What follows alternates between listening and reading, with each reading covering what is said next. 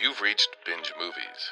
Our staff is currently busy meeting the home video needs of valuable customers just like you. Please hold. A member of our staff will be available shortly.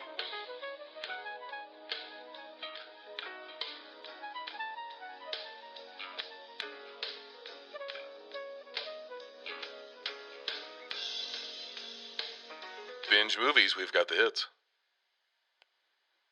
Wait a minute. Something's not right here. Oh, damn it, Todd! The podcast feed's going through the hard line again. Son of a... I'm sorry, folks. Give me a second here to see if I can figure this out. Todd! That was a podcast going through the phone line. What if customers need to call? Jesus! Todd! Give me a second. Let me do some switching around. And let me see if I can get this straight. That must be better. I'm going to get you up to speed here. A little show update, a little store update. Let you know what's going around the shop. I have spent most of the previous weekend up to my elbows in manuals, mostly a very, very, very thick manual called So You've Breached the Universe. I don't know anything about particle physics, quantum physics, theoretical physics, astrophysics. I don't know anything about particle colliders, super colliders, particle accelerators. I don't know anything about bosons, quarks, dark matter, or string theory. I don't know a thing. In our management school here at the Not Walt Disney Corporation, we are taught to delegate and disappear. And I struggle with that. I'm gonna be honest with you. We have these very lowly paid teenagers. They do not do a good job. They only half-ass scan stuff out. They only half-ass scan stuff back in. They don't put stuff back in the proper order. Our new movies are in almost constant disarray. Some of them are pilferers. They're taking the popcorn and candy from up front at the desk, and I know that they're eating it while they're on the clock. They know that they're on camera. They flick me off while they do it. I have no respect here as a manager, and it's probably because I'm only paid slightly more than they are. It's also because I'm probably double their age. And, I spend most of my life in a zip-up fleece Binge Movies hoodie that is stained with a lot of different Panera salad dressings that I DoorDash to the store. I don't have time to cook. I don't even have a kitchen. I live in a supply closet in the back of the store. I said that as if it's a bit. It's not a bit. I live in a very small closet. I could get an apartment. I'm not required to live here. I cannot afford to get an apartment. There is corporate housing. It just so happens to be in Orlando, Florida. It is riddled with COVID, and no one there speaks English. So I struggle with delegating. So I sit at this desk and I do the duty that most managers aren't supposed to do. I should be in the back somewhere. I should be handling payroll or whatever that is, doing whatever it is a manager of a video store is supposed to be doing. You know what I do? I do the job of a lowly, locally sourced teen clerk. I take guff from 15-year-olds whose parents have to sign a waiver for them to work here. Craig, and no call, no show. Guess who's sitting here at the desk? All weekend. And guess what happens? All of a sudden, I start getting splitting headaches. Blood profusely is pouring out of my nose. I'm thinking it's wintertime. Even at sunny tropical Akron, Ohio, the air gets cool and it gets dry. I'm thinking sinuses are dry. I need to get a humidifier. But there is this piercing sound.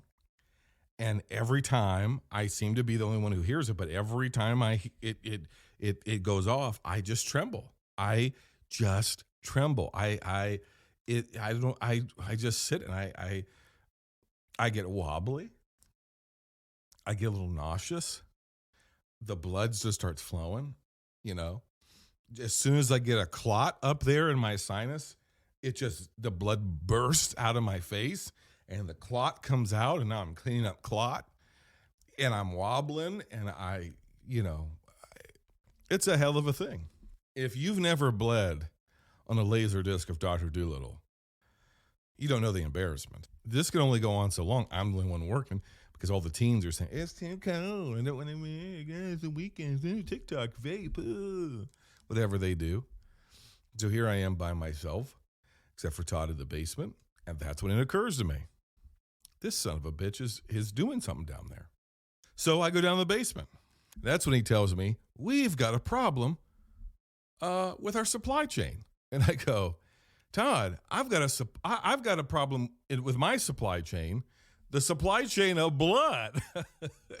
And he didn't get it. I don't know how he didn't get it. I was covered in blood. My hands are covered in blood. And what isn't blood is clots.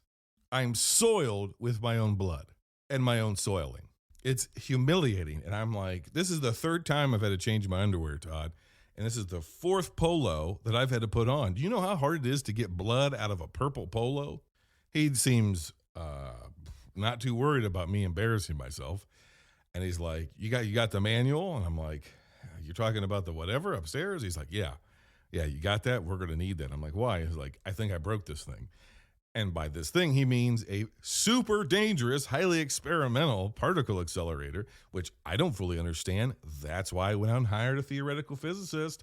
That's why I hired Todd. And by hired, I mean that's why corporate mandated that I bring him in.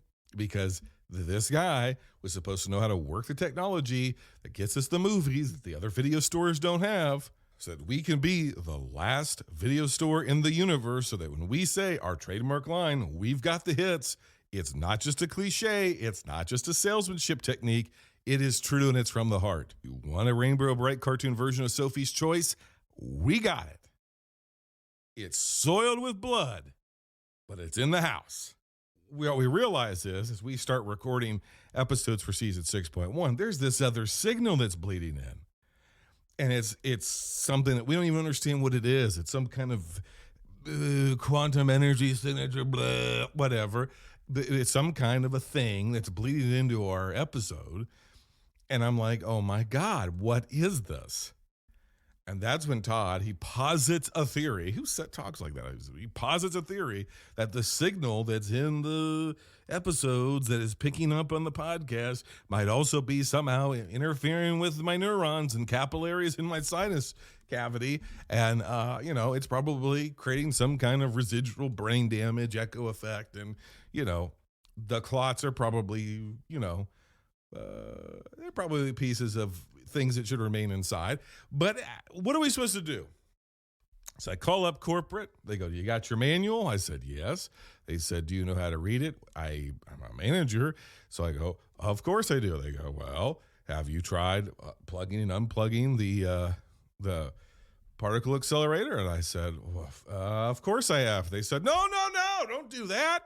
You'll destabilize everything. And I go, oh, I misheard you. No, we didn't unplug it, which I didn't do because I hadn't read the manual yet. So I'm like, okay, no, we didn't unplug it. He said, okay, great.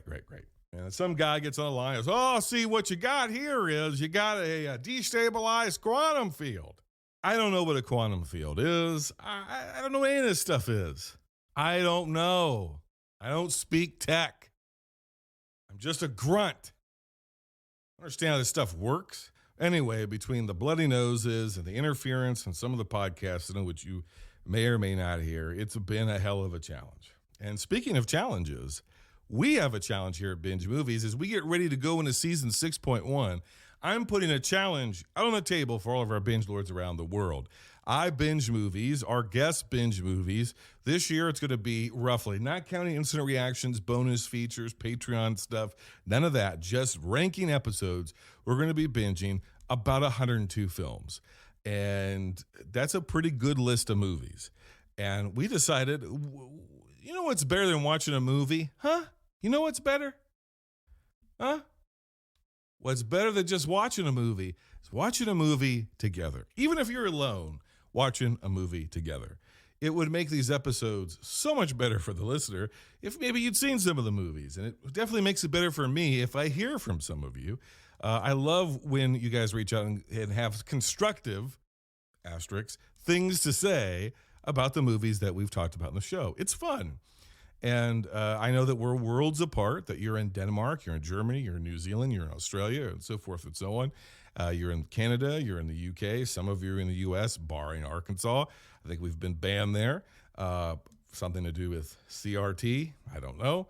But anyways, we are, look, we're all over the world. We got listeners all over the world. All of you guys are crazy about movies. You're all hardcore movie fanatics, or at the very least, you like listening to weird people talk about movies from a hardcore perspective. And you're the target audience. So instead of doing this movie challenge or that movie challenge, we decided to create our own, the Binge Movies Challenge, baby. First ever. We're going to be releasing the list of movies 25 at a time, which means quarterly, to correspond with the seasons. Our first list is up now at letterboxd.com/binge movies. If you find us on Letterboxd, you don't have to have an account there to see what we've got going on.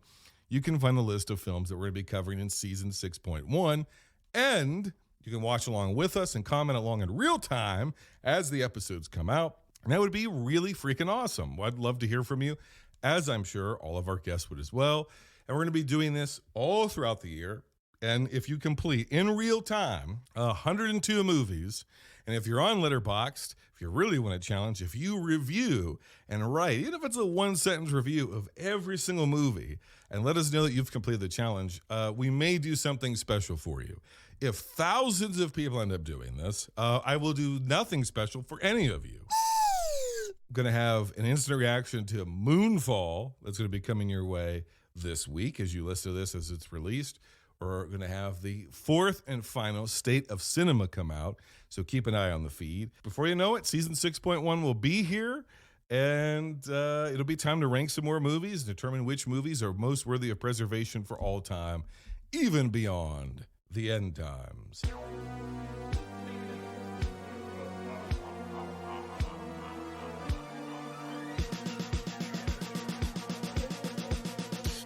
I am proud to announce that we launched a Patreon at the end of 2021 into the beginning of 2022. Really just starting to get that thing moving at all cylinders. I'm very excited to announce the following. We have sold out in more ways than one. I know I don't just mean the Flight of Dragons episode. I mean in life in general, in our Patreon.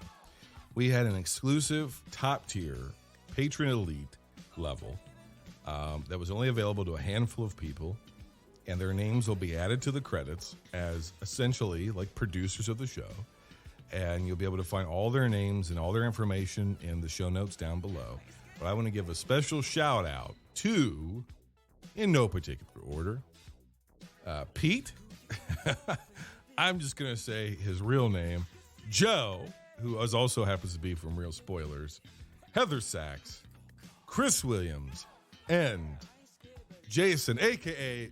I never had to say this out loud, so I apologize, Jason. Nerdrovert.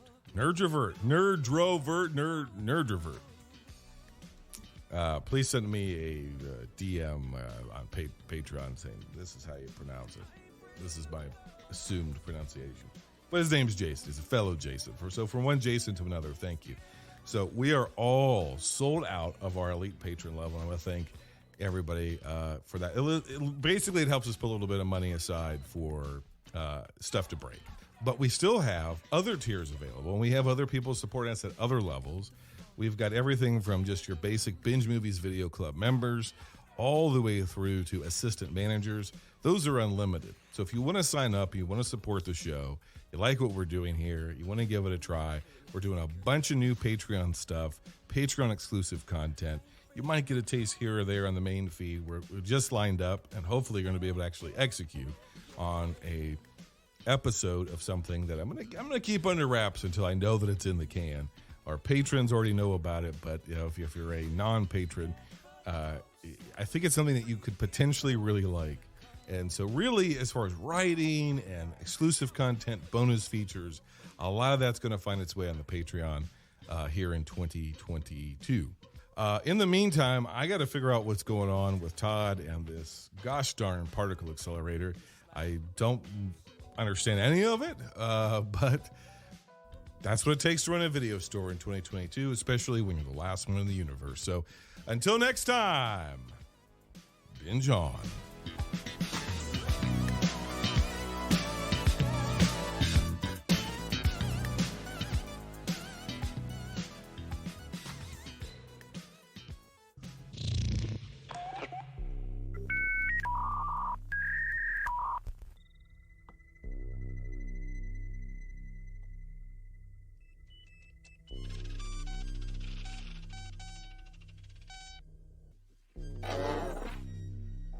Are you receiving this transmission? Are you reading me? Whatever you do, I repeat, whatever you do, don't.